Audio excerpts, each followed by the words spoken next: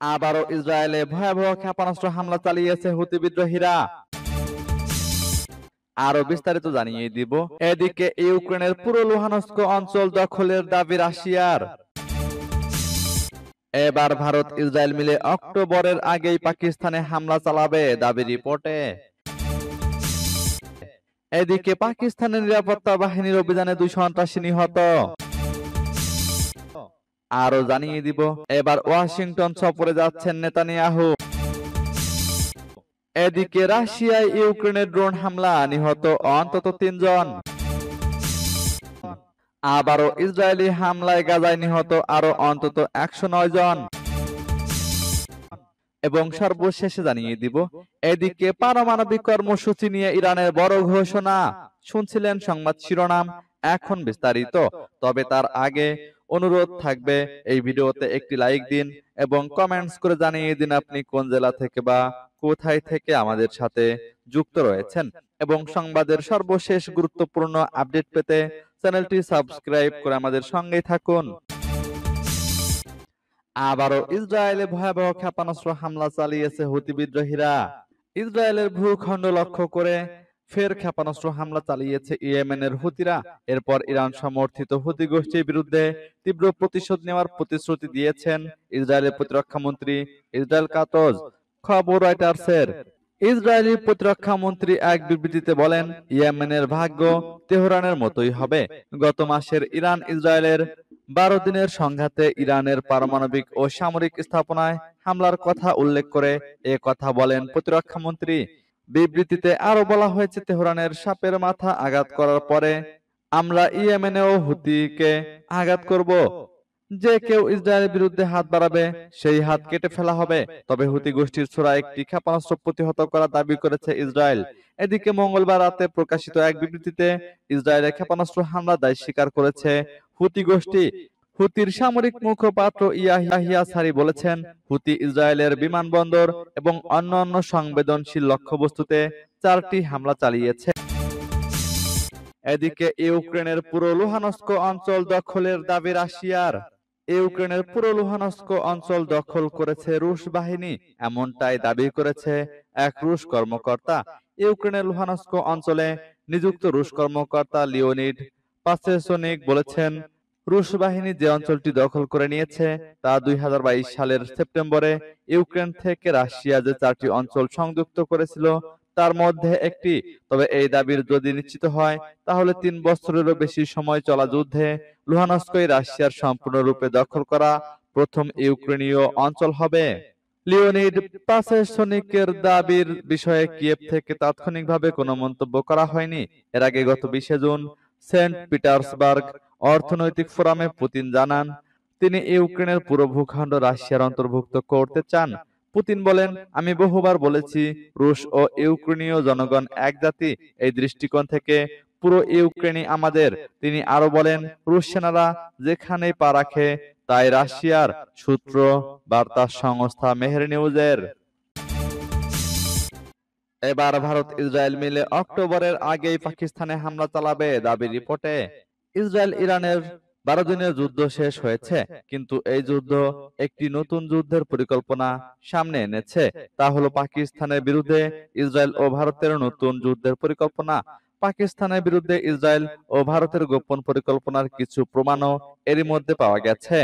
এটা এখন আর গোপন নয় যে ভারতের প্রধানমন্ত্রী নরেন্দ্র মোদী এবং ইসরায়েলি প্রধানমন্ত্রী নেতানিয়াহুর মধ্যে সম্পর্ক খুবই ভালো। বিখ্যাত আমেরিকান ম্যাগাজিন ফরেন পলিসি সাম্প্রতিক অতীতে ইসরায়েল এবং ভারতের মধ্যে ক্রমবর্ধমান সামরিক জোট নিয়ে অনেক নিবন্ধ প্রকাশ করেছে। হোস্টাইল হোমল্যান্ডস বইয়ের লেখক দক্ষিণ আফ্রিকার সাংবাদিক আজাদ এরশা বিশ্বাস করেন, ইসরায়েলের সাথে ভারতের ঘনিষ্ঠতা মুসলিম বিরোধী মনোভাবের সাথে গভীরভাবে জড়িত। কাশ্মীরে ভারতীয় সেনাবাহিনী এবং অধিকৃত ফিলিস্তিনি অঞ্চলে ইসরায়েলি সেনাবাহিনীকে খুব কাছ থেকে দেখার অভিজ্ঞতা এসার রয়েছে। তিনি বিশ্বাস করেন, মোদী নেতানিয়াহু জোট কেবল 2টি ব্যক্তির সহযোগিতা নয়, এটি 2টি মতাদর্শের সহযোগিতা। একটি হলো ইহুদিবাদ এবং অন্যটি হিন্দুত্ববাদ। এদিকে পাকিস্তানের নিরাপত্তা বাহিনীর অভিযানে 2 সন্ত্রাসী নিহত। পাকিস্তানের কুলগাম জেলার তেরি মঙ্গল এলাকায় নিরাপত্তা বাহিনীর অভিযানে 2 সন্ত্রাসী নিহত হয়েছে। নিরাপত্তা বাহিনী জানিয়েছে, মঙ্গলবারের এ অভিযানে নিহতরা তালিকাভুক্ত সন্ত্রাসী। নিরাপত্তা বাহিনীর বিবৃতিতে জানিয়েছে, এই দুইজন 2023 সালে তেরিমঙ্গল এলাকায় স্কুল শিক্ষকদের উপর হামলার ঘটনায় জড়িত ছিলেন। এই হামলায় জড়িত প্রত্যেকের মাথার দাম ছিল 50 লাখ রুপি। নিরাপত্তা বাহিনীর তথ্যমতে তারা একটি গোষ্ঠীর সদস্য ছিল, যারা তেরিমঙ্গলে 5 শিক্ষককে হত্যার জন্য দায়ী। গোলাগুলির সময় এক স্থানীয় বাসিন্দা গুলিবিদ্ধ হয়ে পায়ে আঘাত পান। 2023 সালের মে মাসে আপার কুরমে বিভিন্ন হামলায় মোট 6 জন স্কুল শিক্ষক নিহত হন। কর্মকর্তারা জানান, সশস্ত্র হামলাকারীরা তেরিমঙ্গল হাই স্কুলে ঢুকে পরীক্ষার দায়িত্বে থাকা শিক্ষকদের উপর এলোপাথারি গুলি চালায়। এতে 6 জন শিক্ষক ও একজন স্টাফ ঘটনাস্থলেই নিহত হন। পাকিস্তান নিরাপত্তা সংস্থাগুলো নিশ্চিত করেছে, 2023 সালের মে মাসের ওই ঘটনায় জড়িত 5 জন সন্দেহভাজনের নাম আগেই পুলিশ ও আইন শৃঙ্খলা বাহিনীর ওয়ান্টেড তালিকায় ছিল। এদের মধ্যে 2 জন এবার নিহত হয়েছে। বাকি 3 জনের সন্ধানে অভিযান অব্যাহত রয়েছে। এবার ওয়াশিংটন সফরে যাচ্ছেন নেতানিয়াহু। গাজা যুদ্ধের অবসানে মার্কিন প্রচেষ্টার মাঝে আগামী সপ্তাহে ওয়াশিংটন সফরে যাচ্ছেন ইসরায়েলের প্রধানমন্ত্রী বেনিয়ামিন নেতানিয়াহু। সেখানে যুক্তরাষ্ট্রের প্রেসিডেন্ট ডোনাল্ড ট্রাম্প সহ মার্কিন শীর্ষ কর্মকর্তাদের সঙ্গে বৈঠক করার কথা রয়েছে তার। ইরানের সঙ্গে 12 দিনের প্রাণঘাতী যুদ্ধের পর প্রথমবারের মতো যুক্তরাষ্ট্র সফরে যাচ্ছেন ইসরায়েলি প্রধানমন্ত্রী। ওয়াশিংটন সফরের তথ্য নিশ্চিত করে নেতানিয়াহু বলেছেন, তিনি প্রেসিডেন্ট ট্রাম্পের সঙ্গে বৈঠকের উদ্দেশ্যে আগামী সপ্তাহে যুক্তরাষ্ট্র সফরে যাবেন। মঙ্গলবার ইসরায়েলের মন্ত্রিসভার বৈঠকের শুরুতে নেতানিয়াহু বলেন, তিনি মার্কিন ভাইস প্রেসিডেন্ট জেডি ভ্যান্স, পররাষ্ট্রমন্ত্রী মার্কো রুবিও, প্রতিরক্ষামন্ত্রী পিট হেগসেথ, বিশেষ দূত স্টিভ উইটকফ এবং বাণিজ্য মন্ত্রী হাওয়ার্ড লুটনিকের সঙ্গেও সাক্ষাৎ করবেন। ওয়াশিংটন সফরে যুক্তরাষ্ট্রের শীর্ষ আইন প্রণেতাদের সঙ্গেও বৈঠক করার কথা রয়েছে নেতানিয়াহুর। ইসরায়েলি সংবাদ মাধ্যম টাইমস অফ ইসরায়েলের প্রতিবেদনে বলা হয়েছে, প্রধানমন্ত্রী বেনিয়ামিন নেতানিয়াহু আগামী শনিবার রাতে যুক্তরাষ্ট্রের উদ্দেশ্যে রওনা দেবেন এবং সোমবার হোয়াইট হাউসে প্রেসিডেন্ট ট্রাম্পের সঙ্গে বৈঠক করবেন।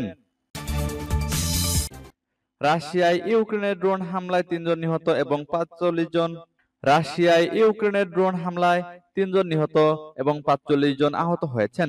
রুশ কর্তৃপক্ষের বরাতে বিবিসির এক প্রতিবেদনে এ তথ্য জানানো হয়েছে। প্রতিবেদন বলছে, স্থানীয় সময় মঙ্গলবার সীমান্ত থেকে 1000 কিলোমিটার দূরে রাশিয়ার ইজেভস্ক শহরের একটি কারখানায় ওই হামলা হয়। আহতদের মধ্যে 6 জনের অবস্থা গুরুতর বলে জানিয়েছেন উদমুর্তিয়ার গভর্নর আলেকজান্ডার ব্রেসালভ। তিনি আরো বলেন, তিনি হামলার বিষয়ে প্রেসিডেন্ট ভ্লাদিমির পুতিনকে জানিয়েছেন। পরে ওই অঞ্চলে জরুরি অবস্থা ঘোষণা করা হয়। বিবিসির প্রতিবেদনে বলা হয়েছে, ড্রোনগুলো কুপল ইলেকট্রোমেকানিক্যাল প্ল্যান্টকে লক্ষ্য করে চালানো হয়েছে বলে জানা গেছে। এটি একটি সামরিক কারখানা যা Tor surface to air missile system এবং রাডার স্টেশন তৈরি করে থাকে। ইউক্রেনীয় সংবাদ মাধ্যমের তথ্য অনুসারে এই প্ল্যান্টটি ওসা বিমান প্রতিরক্ষা ব্যবস্থা তৈরিতেও বিশেষভাবে কার্যকরী এবং এটি ড্রোন তৈরি করছে। ইউক্রেনের একজন কর্মকর্তা বিবিসি ইউক্রেনের কাছে নিশ্চিত করেছেন, ইউক্রেনের নিরাপত্তা পরিষেবা দ্বারা পরিচালিত 2টি দূরপাল্লার ড্রোন প্রায় 1300 কিলোমিটার দূরত্ব থেকে কুপল প্ল্যান্টে আঘাত করেছে। আবারও গাজায় ইসরায়েলি হামলায় নিহত আরো 109 জন। ফিলিস্তিনের অবরুদ্ধ গাজা উপত্যকা জুড়ে ইসরায়েলি বাহিনীর একের পর এক হামলায় আরো কমপক্ষে 109 জন ফিলিস্তিনি নিহত হয়েছেন। গাজার চিকিৎসা সূত্রগুলোর বরাত দিয়ে মঙ্গলবার কাতার ভিত্তিক সংবাদ মাধ্যম আল জাজিরা এ তথ্য জানিয়েছে।